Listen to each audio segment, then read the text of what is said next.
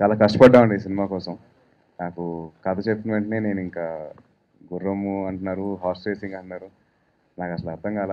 But ఒకసారి movie చేస్తున్నప్పుడు, ఆ సీక్వెన్స్ చేస్తున్నప్పుడు నాకు మా ప్రొడ్యూసర్స్ నుంచి, మా డైరెక్టర్ నుంచి అండ్ చోటమామ నుంచి ఇచ్చిన సపోర్ట్ అండ్ వాళ్ళు నా సేఫ్టీకి తీసుకున్న వాళ్ళు చూపించిన కేరింగ్ అంతా నాకు అండ్ వాళ్ళ బ్లెస్సింగ్స్ వల్లే నేను ఇలాగా సేఫ్గా ఉన్నాను. అండ్ ఇట్స్ బ్యూటిఫుల్ ఎక్స్పీరియన్స్ అండి నాకు మొత్తం ఈ సినిమా అంతా. చాలా ఎంజాయ్ చేశాను. అండ్ జగపతి బాబు గారితో this my second combination. So more than రకుల్తో కంటే నాకు జేబీ గారితో ఒక చిన్న బాండింగ్ ఎక్కువ నాకు. సో ఆయనతో చేయడం నాకు I'm feeling really great. And ఇవాళ ఆయన బర్త్డే. సో విషింగ్ జగపతి బాబు గారు వెరీ వెరీ హ్యాపీ బర్త్డే అండి. అండ్ మా తమన్ ఈజ్ మళ్ళీ నాకు ఒక బ్యూటిఫుల్ ఆల్బమ్ ఇచ్చాడు. ఇంతకు ముందు సినిమాకి సాంగ్స్ ఇచ్చినా కానీ పెద్దగా ఆడలేదు. బట్ దిస్ ఫిలిం డెఫినెట్లీ ఒక మంచి ఆల్బమ్ ఇచ్చాడు. ఆల్ సాంగ్స్ ఆడియన్సెస్ అందరికీ నచ్చాయి. సో హోప్ఫుల్లీ సినిమా చూసినందుకు అలాగే it go ahead. And Gopi అన్న గురించి స్పెషల్గా చెప్పాలి. ఇప్పుడు దాకా నేను అందరూ రైటర్ డైరెక్టర్స్తో పనిచేశానండి. బట్ ఫస్ట్ టైం ఒక డైరెక్టర్తో పనిచేశాను.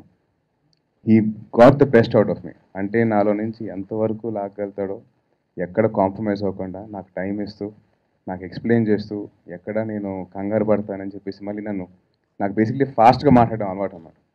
నన్ను స్లో డౌన్ చేసి, కామ్ డౌన్ చేసి, ఆపి ఏం కాదు స్లోగా అని చెప్పి చాలా కంట్రోల్ చేశారండి. కంట్రోల్ చేసి and he got the best out of me. And I really like to thank Gopi అన్న ఫర్ దట్. థ్యాంక్ యూ అన్న. అండ్ గౌతమ్ రాజు గారితో ఇది నా 4th film sir. 5th film అండి. So thank you so much sir.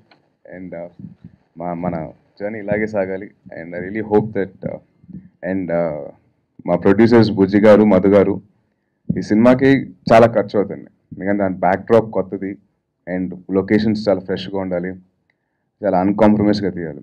వాళ్ళిద్దరూ మాకు ఇచ్చిన సపోర్ట్, వాళ్ళు ఎప్పుడు మమ్మల్ని ఎక్కడ కంగారు పెట్టలేదు, బడ్జెట్ కోసం వెనకాడలేదు, మా కంఫర్ట్స్ బాగా జాగ్రత్తగా చూసినారు. So really like to wish them all the best. And వాళ్ళకి డెఫినెట్గా మీ అందరి బ్లెస్సింగ్స్తో వాళ్ళకి బాగా డబ్బులు మిగిలాలని కోరుకుంటున్నాను, ఆశిస్తున్నాను.